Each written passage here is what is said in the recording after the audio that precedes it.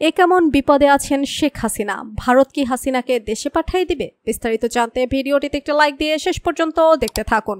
গত 5 আগস্ট ছাত্র জনতার অভ্যুত্থানের পর ভারতে পালিয়ে যান শেখ হাসিনা। ভারতে গিয়ে মোদির তত্ত্বাবধানে বেশ ভালোই দিন কাটছিল হাসিনার। মাঝে মাঝে লাইভে এসে নেতাকর্মীদের চাঙ্গা রাখার কাজটিও করছিলেন তিনি। তবে এবার হাসিনার আর শেষ রক্ষা হলো না। জুলাই আগস্টে ছাত্র জনতার উপর নির্বিচারে গুলি চালানো তথা গণহত্যার দায়ে তিনি অনেক আগেই দোষী সাব্যস্ত হয়েছিলেন। তবে এবার শেখ হাসিনার উপর আরও কঠোর হয়েছে আদালত। হাসিনাকে দেশে ফিরিয়ে আনতে পত্রিকাতে বিজ্ঞপ্তিও দিয়েছে বাংলাদেশের সর্বোচ্চ বিচার বিভাগ।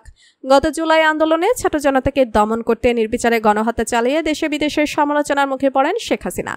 আমেরিকা থেকে শুরু করে অনেক দেশে যেতে চাইলেও তিনি মানবতা বিরোধী অপরাধে দোষী সাব্যস্ত হওয়ার কারণে যেতে পারেননি। ট্রাইব্যুনালে সোমবার আনুষ্ঠানিক একটি অভিযোগ দাখিল করেছে প্রসিকিউশন বিভাগ। রাজধানীর চানখারপুলে 5 আগস্ট ছাত্র জনতার অভ্যুত্থানের সময় 6 জনকে হত্যার ঘটনায় ঢাকা মহানগর পুলিশের সাবেক কমিশনার হাবিবুর রহমান হাবিব সহ 8 জনের বিরুদ্ধে আন্তর্জাতিক অপরাধ ট্রাইব্যুনালে আন্তর্জাতিক অভিযোগ দাখিল করা হয়েছে। গত 21 এপ্রিল এ মামলা তদন্ত শেষ হয়। 8 জন আসামির মধ্যে inspector Arshad, constable Mohammad Sujan, constable Imaj Hossain Emon ও কনস্টেবল নাসিরুল ইসলাম কারাগারে রয়েছেন। এছাড়া সাবেক DMP commissioner Habibur Rahman, DMP সাবেক যুগ্ম কমিশনার সুদীপ কুমার চক্রবর্তী, রমনা জোনের সাবেক এডিসি শাহ আলম, মোহাম্মদ আখতারুল ইসলাম ও এসি মোহাম্মদ ইমরুল পলাতক রয়েছেন।